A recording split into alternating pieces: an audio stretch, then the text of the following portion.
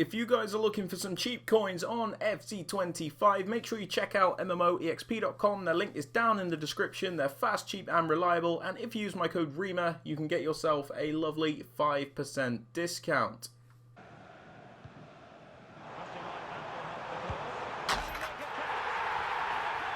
Decent position.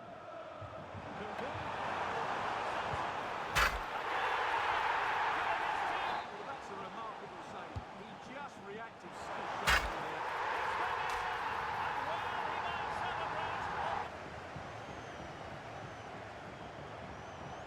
Delightful pass. Such a pass. Now they've lost it. Oh, could be an opportunity here.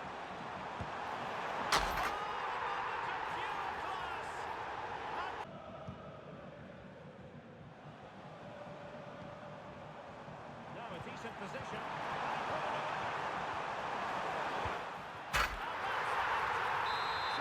So what's up guys, it's Ash here and welcome back to a brand new video. Now if you're anything like me, you'd have been struggling a lot in FC25, and I really have been, but I finally found a system that works for my set of players with the 4-4-2 formation. The reason I even decided to go for the 4-4-2 is because every year it's a really solid defensive formation. So I'm sure you guys know, whichever base formation you use for your tactics, whatever instructions you have on a player, it will always defend in that formation pretty much when you don't have the ball. So that's why we've gone for the base 4-4-2 to start.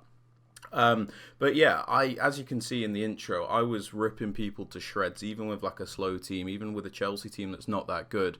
It just flowed really well, man. So I'm going to talk through my tactics and instructions, and yeah, hopefully these will help you out. If I can get the code and it's not bugged, I'll have it displayed throughout the video for you guys just to import if you want to, but just beware that this whole system is bugged and it doesn't work too well, so you might actually have to manually do this. So this is for the 4-4-2 flat.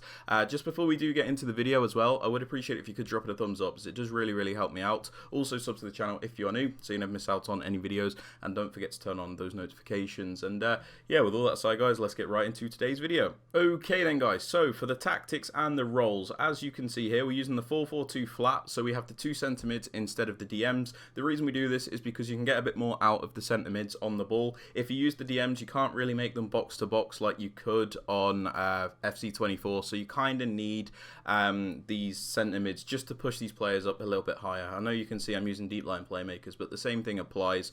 Just puts them a bit higher up the pitch and makes it a bit easier to attack. So that's why we're using this variation.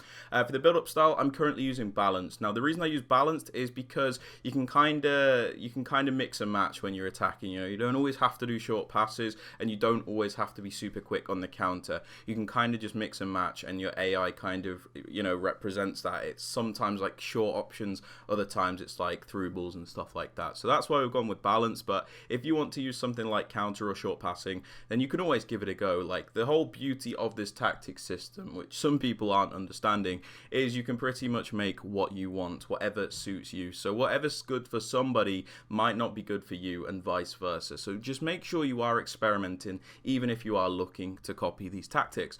Now for the defensive approach, I have my line height on 59. The reason we do this is so we have a nice balanced defensive line. Basically it's a bit higher than the default, which is obviously 50, but the reason we don't go any higher than this and put it on like 61 or 70 is because we don't want that automatic press as such. Well, I don't anyway. You guys might, and that is fine, but I prefer to manually press when I can. And with all this like speed abuse and the L1 stuff, I like to have my line a little bit lower so I can cope with that a bit easier. So that's it for the tactics there. And moving on to the player role, so you can see without the ball, this is what it looks like. This is what I'm on about. It just defends in a 4-4-2. So you've got those 2 banks of 4, which makes it really solid on the defense. And then you just got that line of strikers up front as that first line of defense. So that's without the ball. And then with the ball, this is a bit more what it looks like in game. So let's just quickly talk through this. So we're going to start off with Nicholas Jackson. So my right striker, I have him on Poacher Plus. This is because this is the main goal scorer in the team. We want him to be in those positions where he can pick up those easy goals. We need that focal point. We need somebody to aim for, which is why we have him as a striker, a poacher. here. So it's obviously beneficial if you can get them with that plus or plus plus variation, but don't force it, you know. If you still want to, for example, if Nicholas Jackson here had target forward plus plus and he didn't have poacher plus, I'd probably still use him as a poacher just because I want to use a poacher, you know. Don't force it just because of the roles, but obviously if you can get a player that has the role that you're looking for, then that is even more beneficial.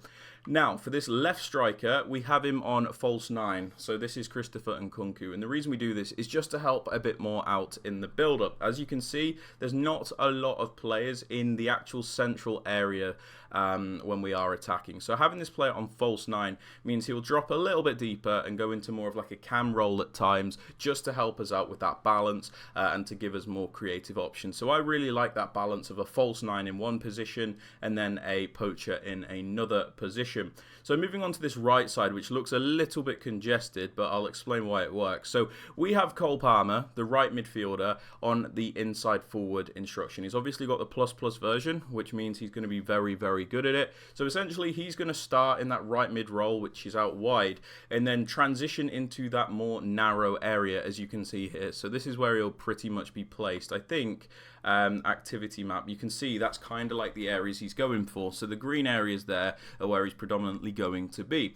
Now the reason this works is because I have Jackson on that poacher plus instruction, which means he's going to be looking to make runs. So what we can do with Palmer is he can run inwards and then play a nice through ball through to Jackson, which is my poacher. And I love this whole movement thing. I think it works really well. It's harder for the defenders to track than if we were to just use, you know, like a wide player and then try and play a through ball, because it would drag Jackson too far out wide. So that's why I have him on inside forward plus plus.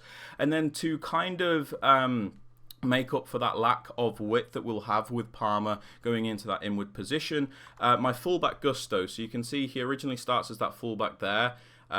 We change him to an attacking wing back, so this kind of pushes Palmer further into the center of the pitch, which is all right. But we have this width now with Gusto as the attacking wing back. So when Palmer's going inwards, Gusto is going out wide. So we have multiple options. You know, if Palmer's making that run inwards, Gusto's making that run out wide. So then with a, you know, like a Fernandez or a Caicedo, we could play either pass, which makes it really effective. We also have him on balance as opposed to attack, because I think attack is a little bit too crazy, and you know, I don't really like it. But you can try attack if you want instead of balance.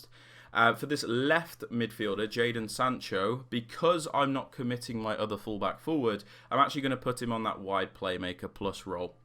Now, the reason we do this is because if we were to make him a bit like Palmer and have him as that inside forward, we have absolutely no width on the left. So what we do is, instead of making him a winger, which is like really far out, you can see he's very disconnected from the rest of the team, what I opt to do is put him as a wide playmaker. So he does cover that wider area, but he's still connected to that left-hand side of the team as well. So he's going to play make, and he can, you know, either run out wide or he can run centrally, depending on what we need him to do. And then we do also have him on that attack focus as well. Now, moving on to these two centre mids, what I like to do is have them both on that deep lying playmaker role. Now, this doesn't mean they're always going to sit super far back, but what it does mean is when all these players are doing their things here, like they're making these runs, these two players kind of just sit behind them, ready to dictate the play. So, you know, between these two centre mids, you can pretty much pick any of these options in attack, and I love it. Similarly, if we were to pick up the ball with Gusto, run down the wing, oh, we have no option going forward, we turn back, there's Enzo Fernandez, who can then do something with the ball. And likewise with Caicedo, I love having these two centre mids on this role, as they just seem to control the game a lot better than when they're not. Now for the left back, Cucurella, so you can see this originally was a back four with Gusto as a fullback as well.